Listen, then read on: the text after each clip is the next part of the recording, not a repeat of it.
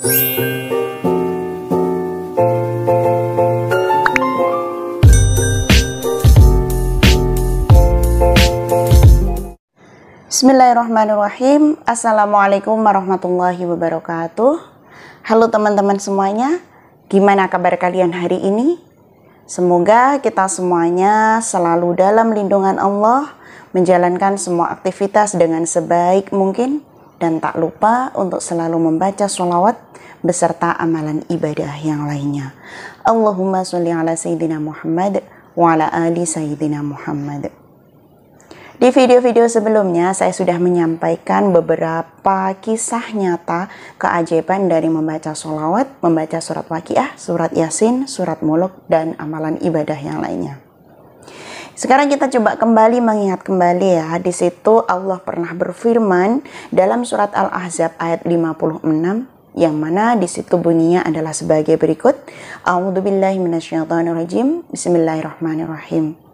Innallaha wa malaikatahu yusholluna 'alan nabi ya ayyuhalladzina amanu shollu 'alaihi wa sallimu taslima. Innallaha wa malaikatahu yusholluna 'alan nabi, bahwasanya sesungguhnya Allah beserta malaikatnya membacakan sholawat kepada nabinya. Ya ayyuhalladzina amanu, wahai orang-orang yang beriman, shollu 'alaihi wa sallimu taslima. Ucapkanlah salawat kepada beliau dan ucapkanlah salam penghormatan kepada beliau. Nah, dalam surat Al-Quran tersebut, surat Al-Ahzab ayat 56 tersebut, di situ bahwasanya Allah beserta malaikatnya membaca sholawat kepada Nabi Muhammad SAW.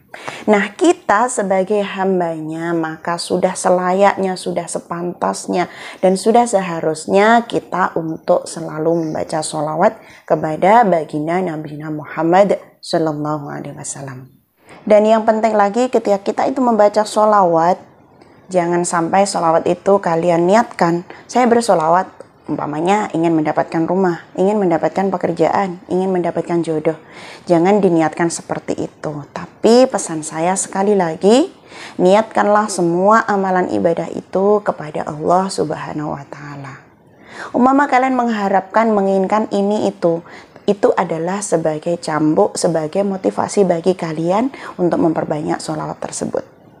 Jadi masalah hasil ataupun yang lainnya, ketika kalian itu semuanya mengharapkan ridha Allah dengan amalan tersebut, insya Allah ketika kita itu tidak mendapatkan apa yang kita inginkan, kita rasanya itu tidak down, kita rasanya itu bisa menerima apa adanya dari ketentuan Allah tersebut.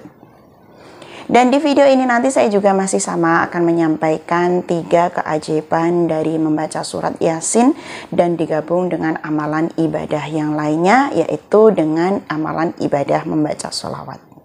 Bagi teman-teman semuanya yang ingin berbagi cerita, kalian bisa menghubungi pada nomor WA saya, ataupun kalian bisa memfollow, mendm IG saya, Miss Aini Berbagi. Di video ini nanti yang akan saya ceritakan adalah 3 orang. Yang pertama adalah Mbak Yul, yang kedua Mbak Nanda Sisila, dan yang ketiga adalah Mbak Maria Dewi Rahmawati. Mereka ini memiliki beberapa masalah, yang mana dengan masalah tersebut akhirnya dia itu mengembalikan semuanya kepada Allah. Dan biidznillah Allah memberikan pertolongan dengan tanpa disangka-sangka. Kita mulai dari cerita yang pertama. Yang pertama ini adalah cerita dari Mbak Yul. Assalamualaikum Kak, aku mau berbagi cerita hari ini. Waalaikumsalam warahmatullahi wabarakatuh. Silahkan Mbak ya.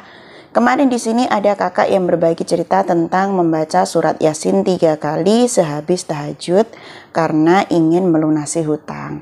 Jadi sebelumnya ada yang berbagi cerita tentang membaca surat Yasin 3 kali.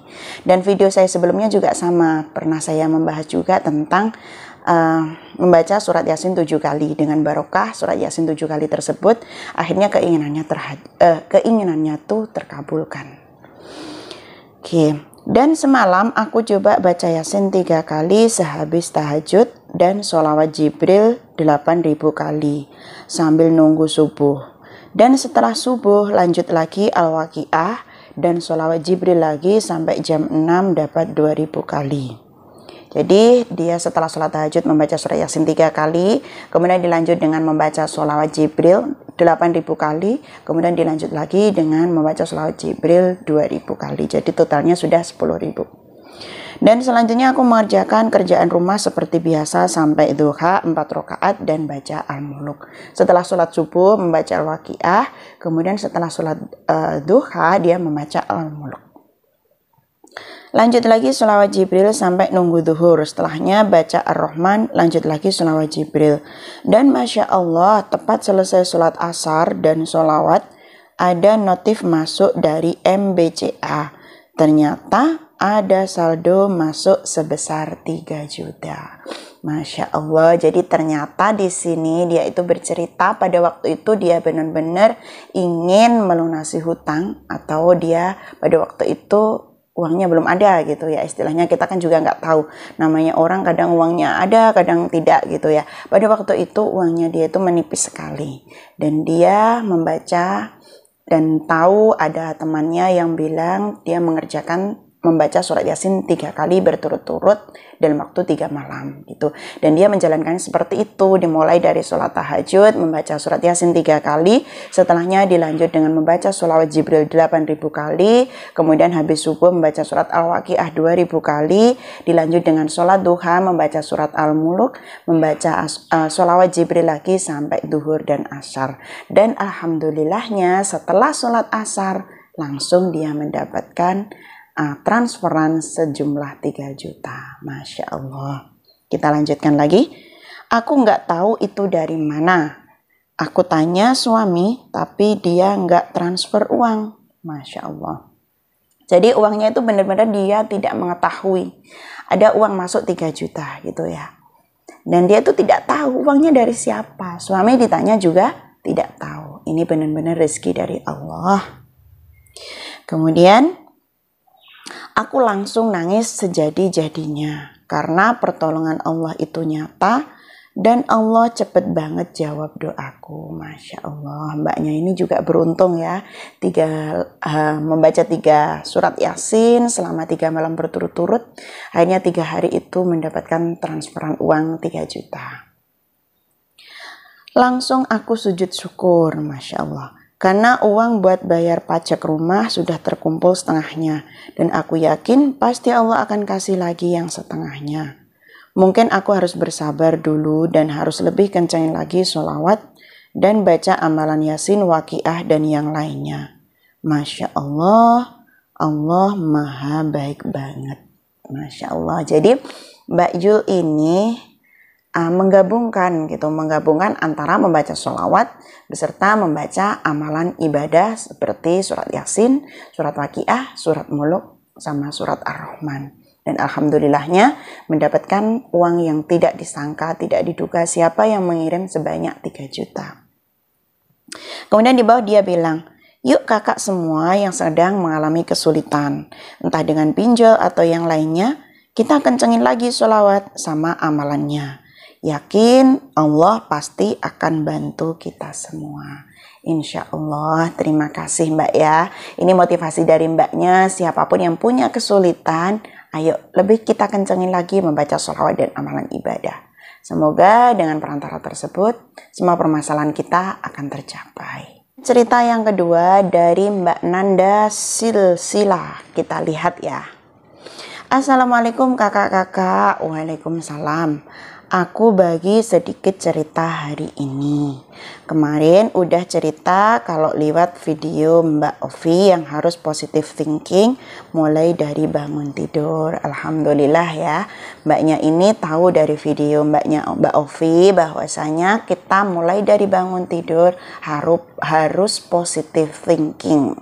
Kenapa seperti itu? Ketika kita itu positive thinking, energi-energi yang keluar itu juga akan menjadi positif. Alhamdulillah udah diterapin, dan emang kalau dimulai dari diri kita dulu yang harus mikir positif, harus yakin kalau pertolongan Allah itu pasti ada.